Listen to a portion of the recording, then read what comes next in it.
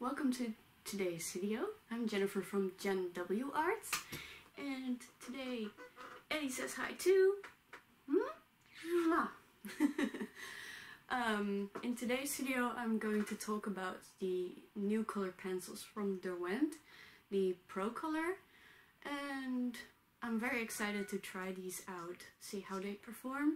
So let's move on to the next bit of the video. So here they are, the Derwent Pro Color pencils. I'm a little bit late to the party because, well, there have already been a lot of reviews about these on YouTube, but I just got them a couple of months ago and only got around it just now. So I got the tin with the 72 colors, but they also come in tins with 12, 24 and 36 pencils, but can also be bought separately, so that's a very nice thing. So in this tin there's 2 layers of pencils, a very nice range of colors, lots of yellows, oranges, red, pinks, purples, blues, greens and earth tones. So these are yet again wax based, but they are a lot firmer and harder than the Coloursoft line from Derwent. The cores, they absolutely are amazing. They don't break as easily as the Coloursoft do, and they don't leave a lot of debris behind, so it's a very smooth drawing with these lovely little pencils. Because their cores are so firm, you can also sharpen them to a very sharp point. This can actually be sharper than this though, and won't break and works perfectly. On the barrel it again says Derwent Pro Color plus the color name and corresponding number. On the very end is the matching color to the lead, though it's always better to make an individual color swatch of the colors to make sure that you got the actual color you're looking for, because it isn't always on par with the color on the end. Also, it's nice to note that these pencils are vegan friendly, so that's a very nice plus point. The only sad thing about these pencils is that from the 72 pencils, only around 40 of them are truly light fast. The rest are below the 6. Like, they use the blue wool scale, I believe, and then from 6 till 10 is excellent to good, or good to excellent if you want to say it right, and everything below the 6 is lesser, with 1 being poor, and there are quite some ones in this line, especially among the purples and these brighter magenta colors. So that said, let's move on to actually using them.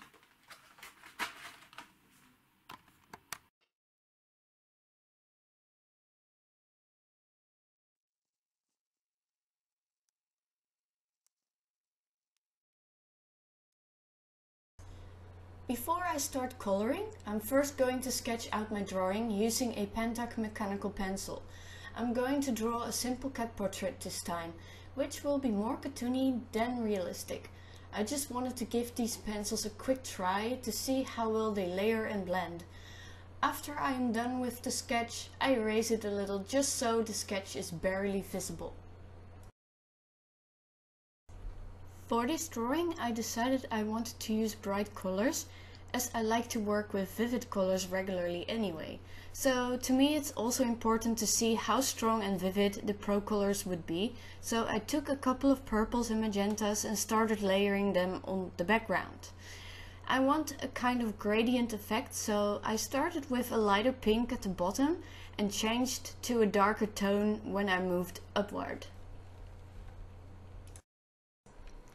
When the first layer is down, I use a old brush and some zested solvent and start blending the colors together, and I was amazed how easy and smooth the ProColor application blended together using the solvent.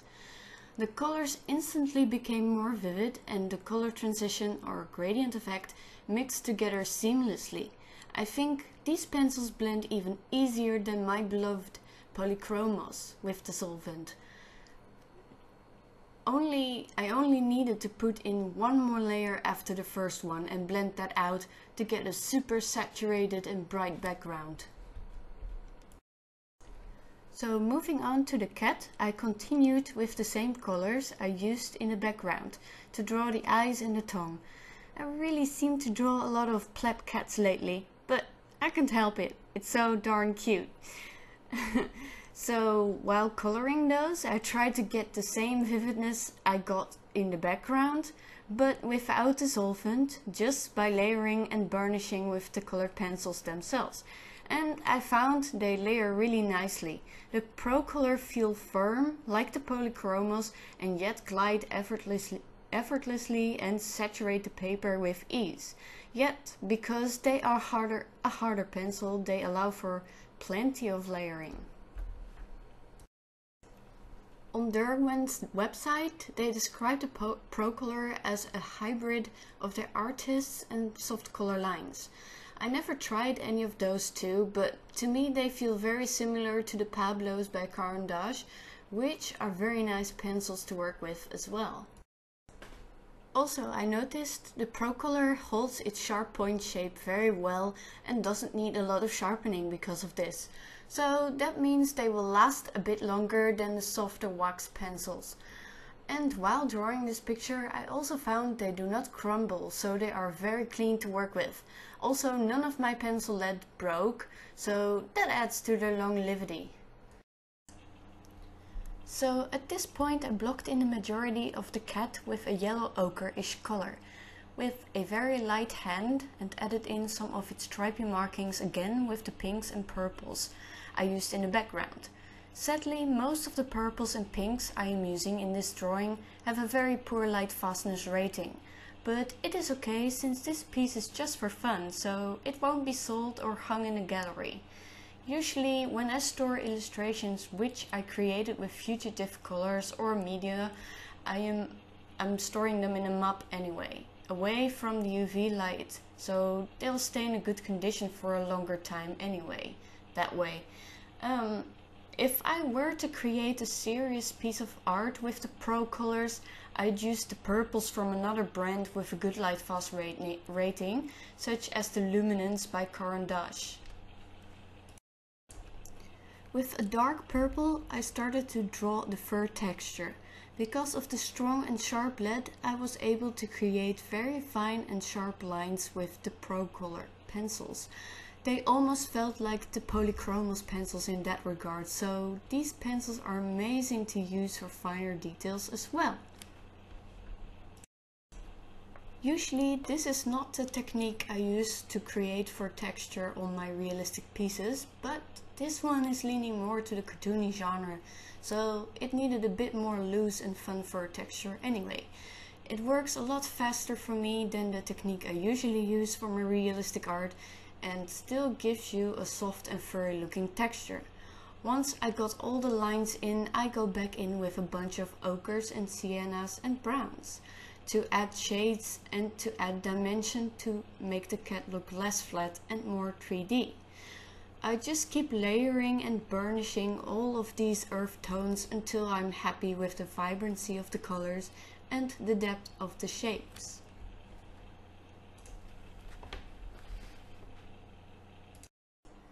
Lastly, I used some patina colored acrylic paint diluted with water to add some funky looking pupils in the cat's eyes and to add some splatter on the bottom of the drawing.